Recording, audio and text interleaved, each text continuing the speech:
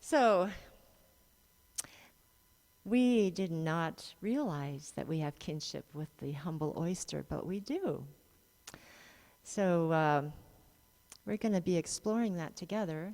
And being as we are kind of in a circular oyster shape, if you have one of those epiphany moments where, oh, it's just like this, then feel free to say, and yeah, we would love to hear that.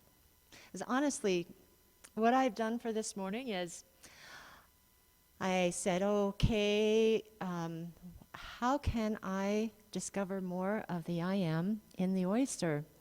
And I just did a lot of research and I did a lot of copy pasting. And then last night I organized all my pastes. And so we're going to just kind of explore together what we can learn from the oyster. How do they tell us their story? How do they self-express, as Brenda read to us? Because we know that as we take in that self-expression from the oyster, that's God. So anything can happen. The hidden in what is revealed. We get to find that out. And so, here we go. Oysters. Who likes oysters, by the way? Okay. Who hates to eat oysters? We don't hate the oysters, but we... Okay. All right. I'm wondering, and is it possible to have the people on Zoom on part of the screen and the screen share on the others? Yeah, something like that? Okay. Like half and half, as my grandpa used to say. Can we do that or no? As I'm curious, our Zoom family, if you might have a word, and we'll think the first word that comes to mind when someone says oysters. If you guys wanted to put it on the chat, what might be really fun, if you could make an oyster waterfall. I've only seen this happen once, but you all write the word that you like or that comes to mind for oysters. Just kind of write it on the chat, but don't press return yet. And when I say, I'll give you the bell. When I ring the bell, press return, and let's see if there's an oyster word waterfall. Shall we try that? You don't have to unmute. You can just press return on the chat. All right. So 1, 2, 3. Feminine. Okay. And do we have any way to get the other chat things up? Oxyan. Ooh. That's impressive. I don't even know what that is. Okay.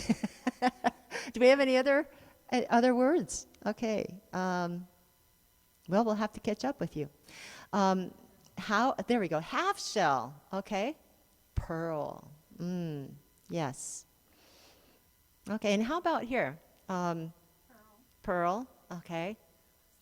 Slimy. Yep. That was mine. Mm-hmm. Juicy. Yes. Succulent.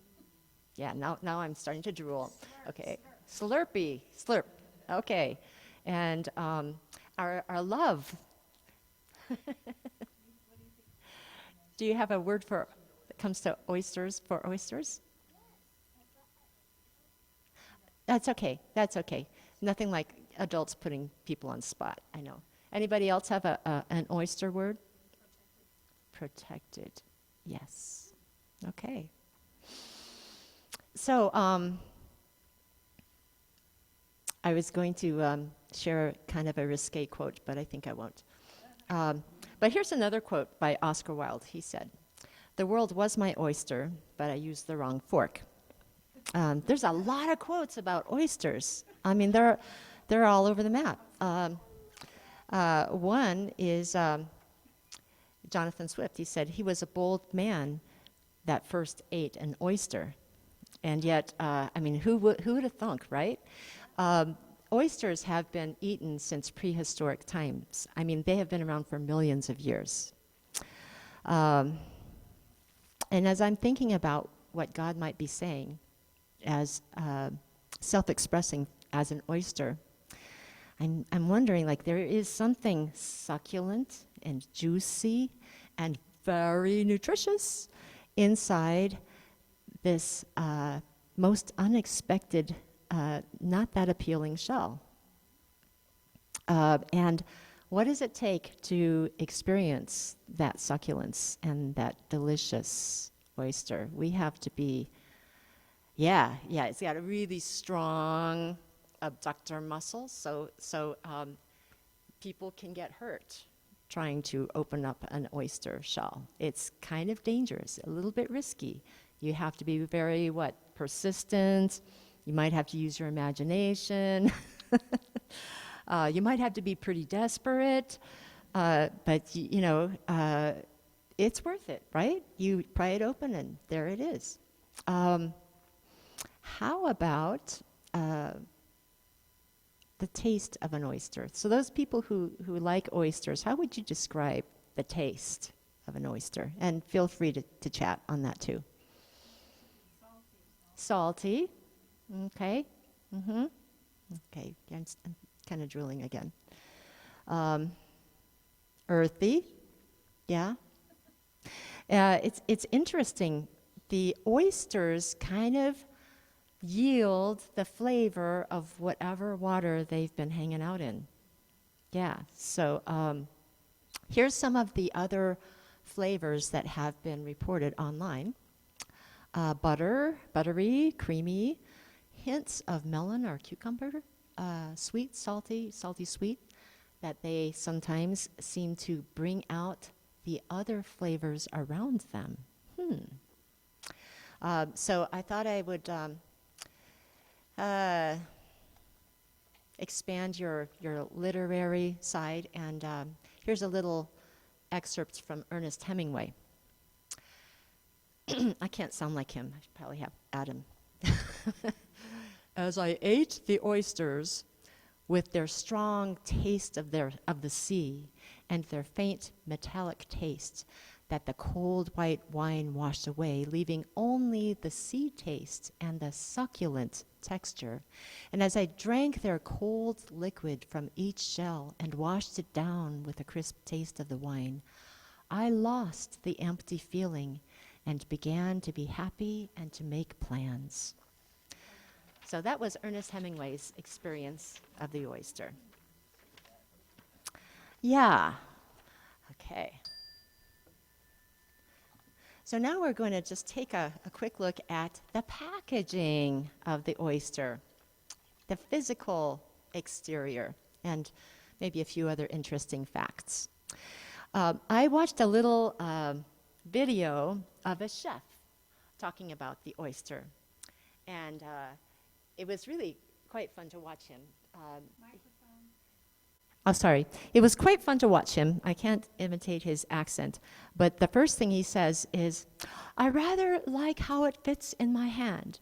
And he just thought the whole package, the way it just fit right in the palm of his hand, was so convenient, and he just liked the way it felt.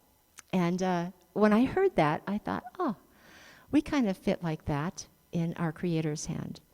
We like to feel the truth of that.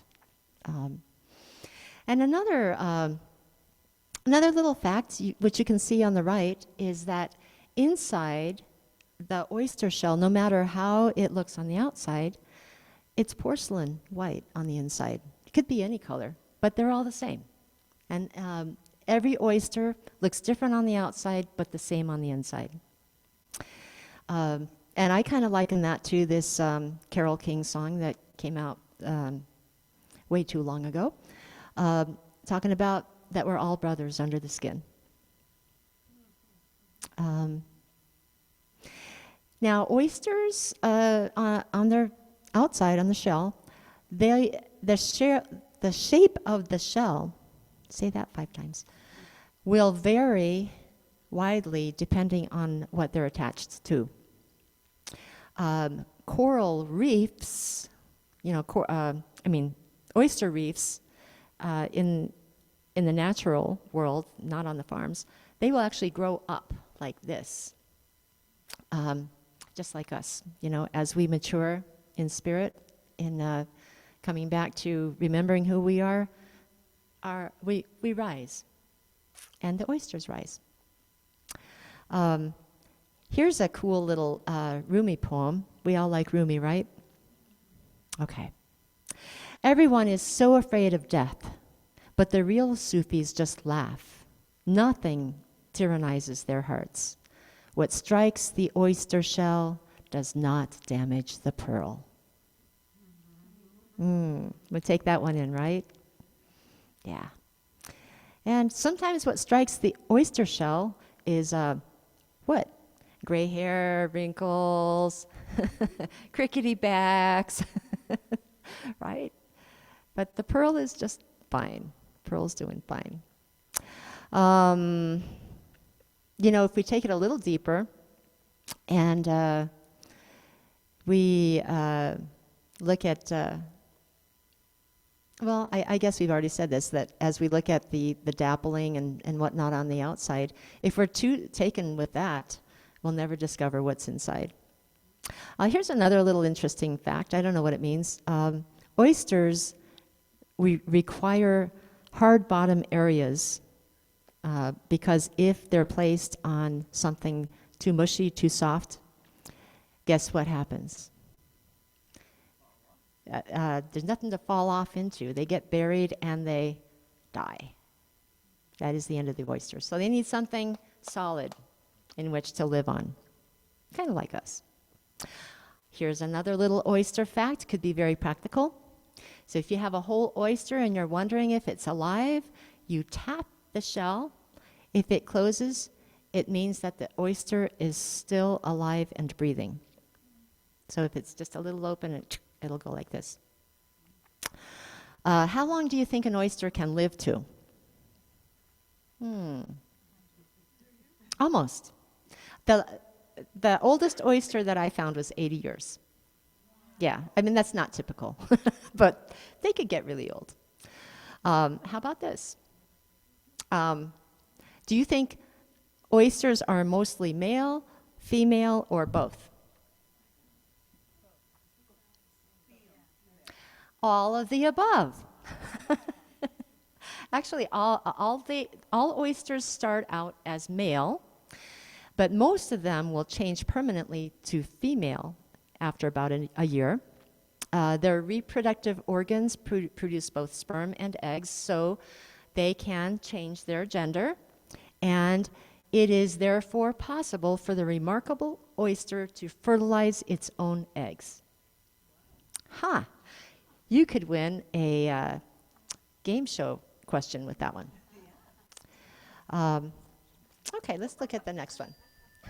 This is kind of like a game show, isn't it? Doing. All right.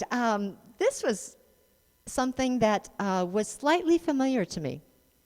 If you look at the little experiment here, or not experiment, whatever it's called, you'll see on the left that there are two tanks, and the tank on the left has 10 oysters, and the tank on the right has no oysters, and they both have the same water, which is, pretty, you wouldn't want to drink it, right? 59 minutes later, less than an hour, how does the left tank with the oysters look? They do a remarkable job. So could we say, well, first of all, they have transformed the water, right? So could we say that the oysters are agents of transformation? Oh, And would we ever aspire to say such a thing about ourselves? Ooh, maybe. The potential is there, right? So oysters, they, being natural water filters, they are kind of like fish in that they breathe through their gills. They have gills, but they also feed through their gills. And so they suck in water with their shells just a little bit apart, and then the little hair things, the cilia, take the nutrients out of the water, the algae and the things that don't seem that nutritional to us, but They are to the oyster, and they probably are to us. We just have to get over those. It's that perception thing, right? So how many gallons of water a day do you think an oyster could transform? Oh, you have a lot of faith. I hang out with you. She said 100. Okay, any other? Let me see. I wrote this down. I think the magic number, 60. 60 is in there. Per day, up to 50. Yeah, that's not super typical. They typically do less than that, but that's possible. Maybe 100. You get a super oyster. They could. Different places in the world are using oysters to clean up the water. Surprise. Let me ask you this. Oh, well, first of all, who might an oyster, or what might an oyster be afraid of? I'll have to ask. Pliers, yeah. Did you know a noisy noise annoys an oyster? No, I'm just kidding. I remember that from the second grade. Sea otters. Oh, yes. Yep. And yeah, I'll give you a hint. Crabs. Yeah.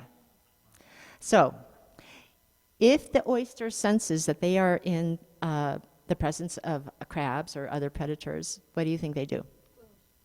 Yes, they close up. If that happens, they close up because they're afraid. Will they be transforming the water? No. Are we in any way similar to that? Yeah. We really need to be not in that fear state if we want to be transforming ourselves, our lives, and our worlds, right? Other things that oysters do. When oysters gather together into communities, kind of like we're a community, right? They can be used to protect and diffuse the energy of the destructive energy of storms. So there are oyster reefs kind of being created and sometimes even repurposed. Some oyster shells are being repurposed and used so oyster reefs can be built up to offer some protection. And they also prevent erosion. So, they kind of have a protecting and a preventing thing going on. So, was that interesting? Yeah. Oh, there we go. Here's some factors in an oyster's delicious well-being. And we can kind of, again, relate. Here's the picture on the right. We can see that is, I believe, Chesapeake Bay, where they have a lot of oysters growing up. So that's kind of what they look like when they're not being farmed.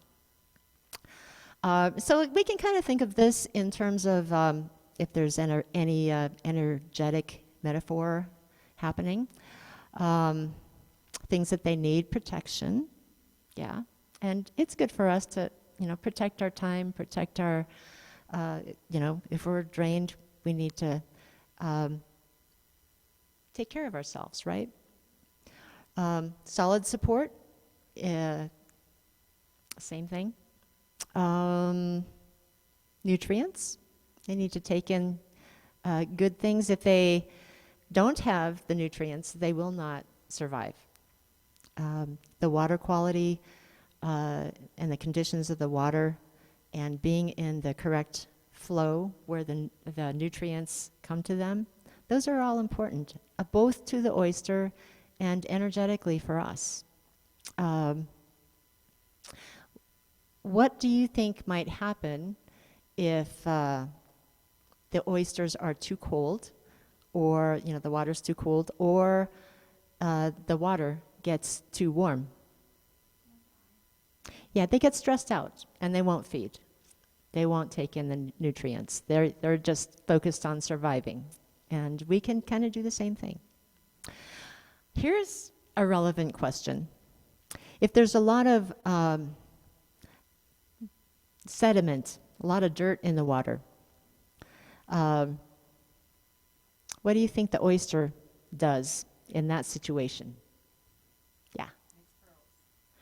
If it's something definitely like a piece of sand, but if it's just kind of cloudy, we don't know what it is, it's just kind of not the green stuff, but the muddy stuff. We would think so, to a certain point. But if there's too much of that lack of clarity, they will spend more time sorting than ingesting. They'll kind of they won't be eating. They'll just kind of say, oh, there's a lot of stuff here. I can't eat. I don't know what it is. And they're just analyze, and they get weaker and weaker. Does that sound familiar? I never do that. Overanalyzing. Even the oyster can overanalyze things. And when they're overanalyzing, they're not eating. When they're not eating, they're not transforming. Okay. So now we're going to get to the pearls. Yeah. Does anybody have pearls? Yeah. I have never worn these, but these are my mom's. Yeah. When I was 10 years old, my mom went to Japan and to visit her family, and I came back, and I still have it. She gave me this little pearl ring, and it was just my pride and joy for years and years. Yeah, pearls are so beautiful. So the truth in every myth is the pearl in every oyster. I was really trying to get into the suggested quote for today, which was, the world is your oyster. And for some reason, it's probably just me, I really could not get into that quote that much. I think the quote should be, the world is your pearl. Because if you think like the world is your oyster, like, everything we said, the oyster is really not that easy to deal with if you really want to get to the good stuff. But I think the world is your pearl. So that's just my opinion. So how many oysters would you find in nature how many pearls would you find in 10,000 oysters? 10,000 oysters in nature, how many of those will have a pearl?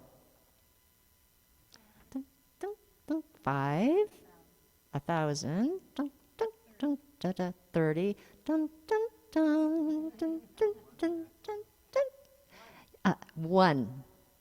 1 in 10,000. 1 pearl out of 10,000 oysters, more or less. And how long do you think it took for that 1 in 10,000 to create that pearl? 5 years. Could be years, yeah. They had a lot of friction for a lot of years. And we know that the pearl could be made out of a piece of sand, but what else could the pearl, what could have caused that pearl to be made? Piece of shell, yep. How about a parasite? Ooh. How about a fragment from a dead fish? Ooh. Who would want a pearl like that? How would you ever know? Whoa. Does it really matter? No, the pearl, whatever it is, it's been transformed, right? So the pearl's kind of like a new kind of a shell. It's perfect, doesn't have any sharp corners. There's nothing hidden in the pearl. It's all there. So what's happened is the oyster has been suffering a lot. It's almost like it's had an ulcer, right? Which hurts. Although apparently oysters have no central nervous system, so we hope that means that they're not in pain. But they're turning something that is irritating into something beautiful. How about this? A pearl is the only gem known to man that cannot be cut. You cannot divide a pearl. You can divide a diamond, cannot divide a pearl. Now, what if something is really big? It somehow gets into the oyster, and the oyster is like, this thing's going to kill me if I don't do something, and it literally will. But it's a big piece of a shell or a big piece of a dead fish or something. What will happen? What kind of pearl will it be? A what? A Baroque pearl. Oh, maybe. I don't even know what a Baroque pearl is, but is that like an especially? Big, misshapen. Oh, okay. Okay. See? We're all learning together. Yeah, it could be misshapen, but it will be bigger. It will be bigger. And there are some really big, very precious pearls in the world. And as we know, pearls are mostly white, but they could be blue. Blue pearls are rare. Gold pearls are very coveted. Black pearls, yeah. I don't know, is this a black pearl? Then this is a, I don't know, gray pearl. So could we say that a pearl is an oyster's autobiography? Because is every oyster different? Yeah, every oyster is definitely different. Is every pearl in the natural going to be different? Yeah, each one is going to be different and very beautiful. I guess when here's another copy paste I found. When light strikes the surface of a pearl, only some of it is reflected and some of it is absorbed. Interesting. So if we've got some divine light shining on us in some amazing way, sure, we reflect some and some gets absorbed. It's not such a bad deal. The light rays are reflected at many different angles, and they are shining at different wavelengths, and they are scattered in different directions. So that's what causes the iridescence in the light that we see, in the shine. And we are also made to reflect light in this amazing way, each one of us. So I think I'd like to share a song with you. Is there anything in anybody's life that is the slightest bit irritating at this moment?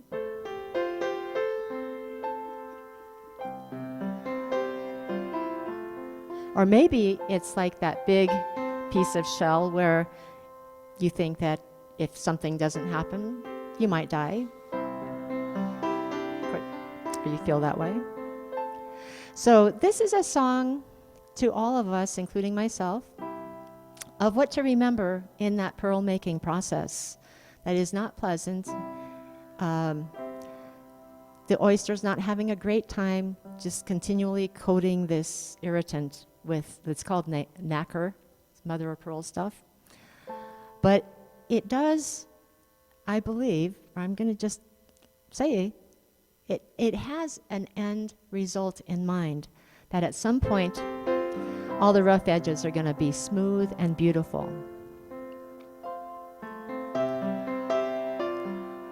So this is kind of about that process, about what we want to remember.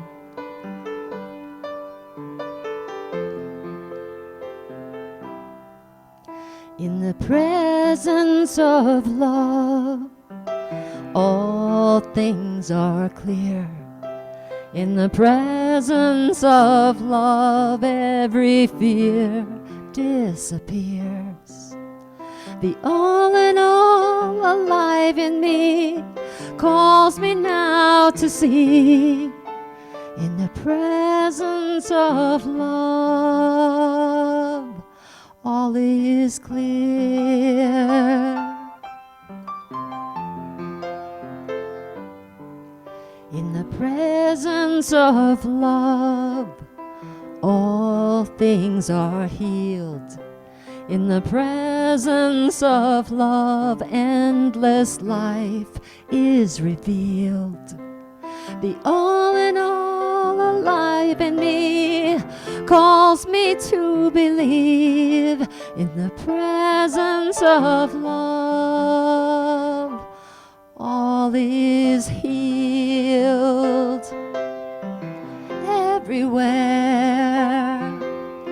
Love is there, beckoning with joy to share, near and far.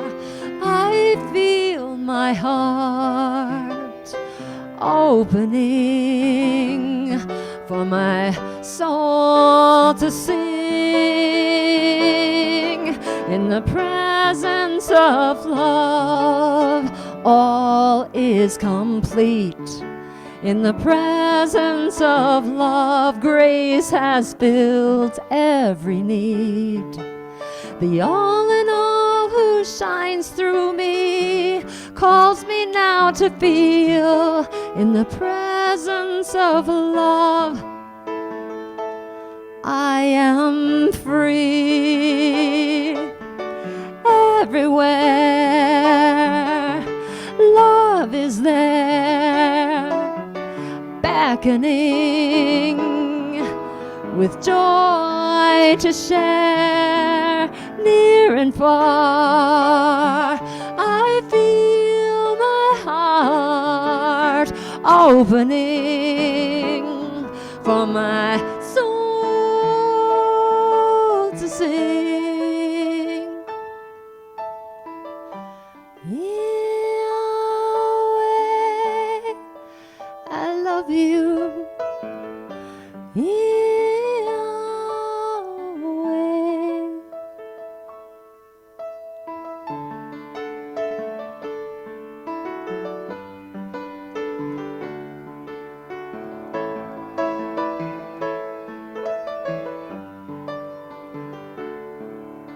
The all in all alive is me, is singing what is real. In the presence of love, all is clear.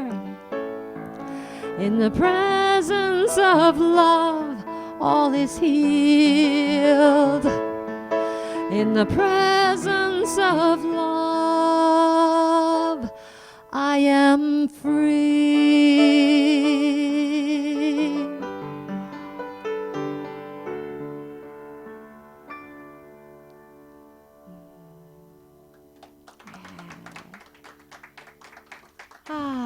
Thank you. Thank you. Pearls are so beautiful. So worth the process. However, the process does include a wound, being wounded. Yeah. This is the hard part.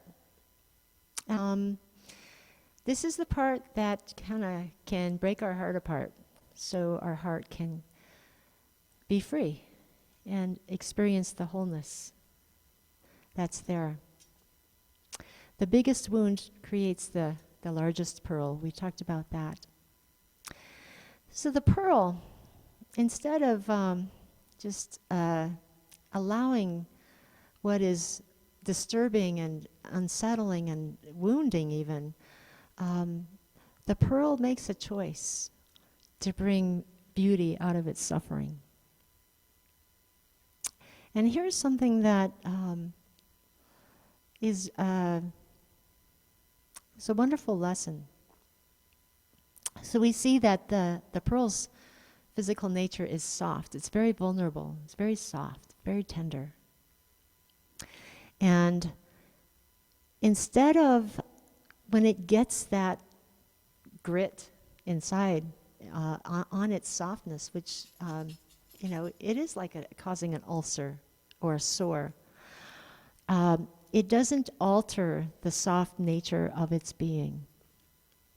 It doesn't become hard. It doesn't get callous and leathery just so it doesn't feel.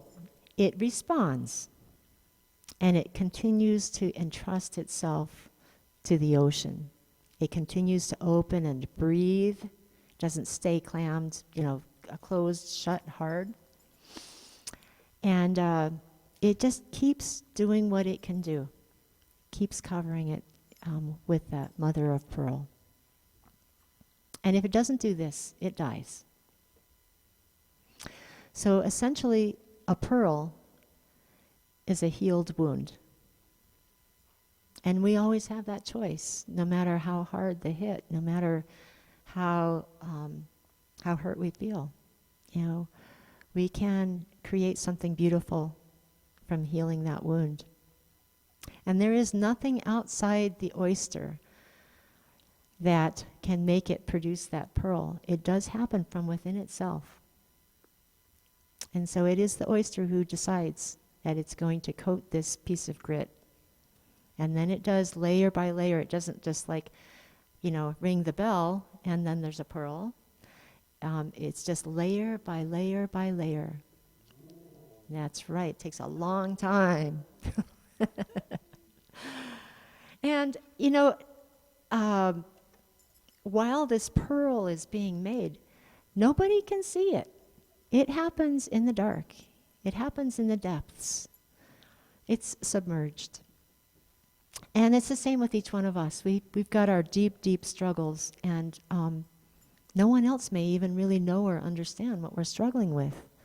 But it is known, it is understood, and it is becoming something beautiful.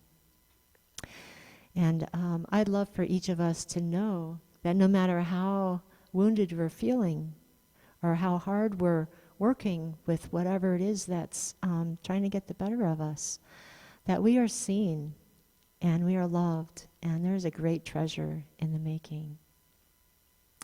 I'm going to share this song called Sanctity. And as I'm singing, I'd love for you to just ponder, what is the pearl for you? Are you yourself the pearl? Or is there something going on in you that is becoming the pearl? Or maybe both. For me, this is a song that was written in woundedness.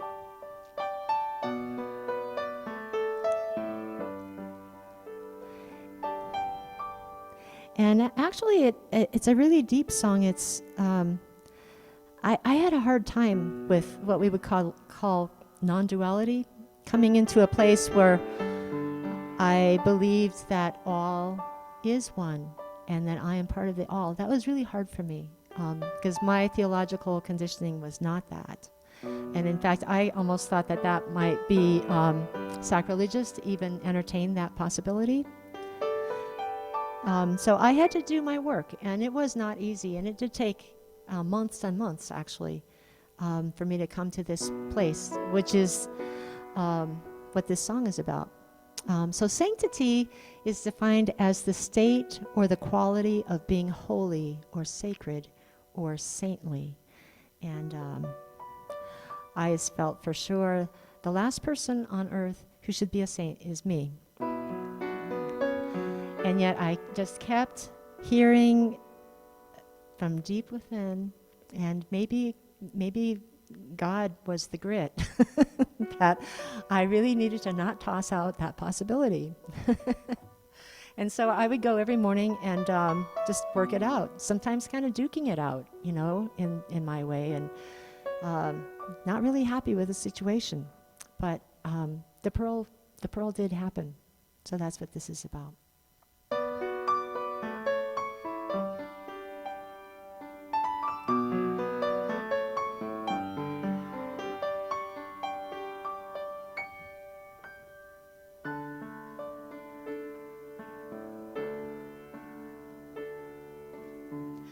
Bare and beholding, where sky lifts up the ground, awake and unfolding, where silence holds all sound, I'm hearing I can be indwelling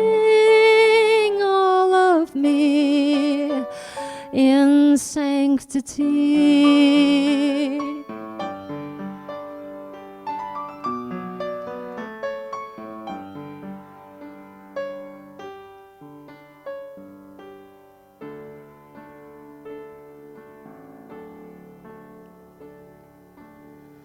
River of stillness, rising to quench my thirst, immersed in spirit divine and of the earth, I'm feeling I can be, embracing all of me in sanctity.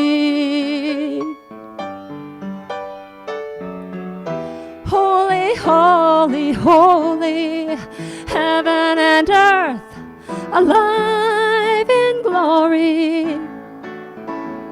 Holy, holy, holy, bright and clear, shining here, sanctity.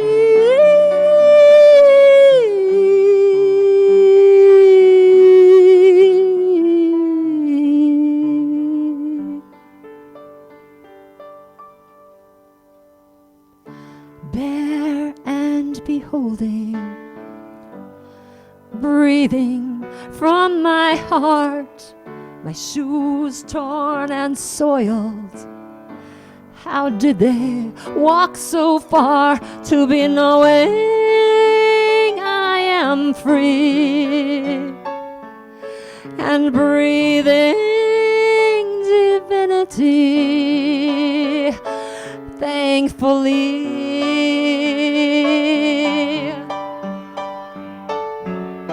Holy, holy, holy, heaven and earth alive in glory. Holy, holy, holy, bright and clear, shining here, sanctity.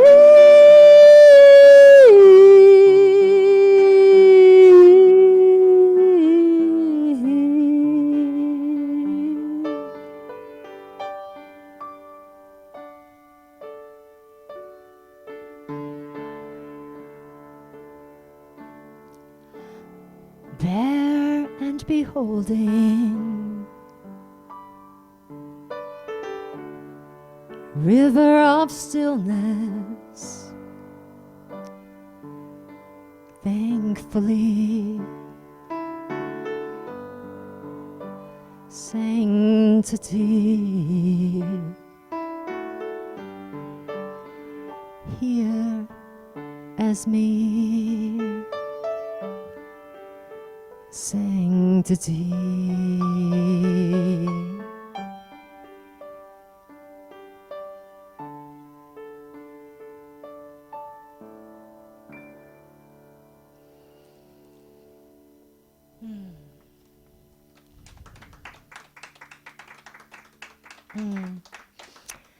Thank you for letting me share that with you. It's really, that's a hard one.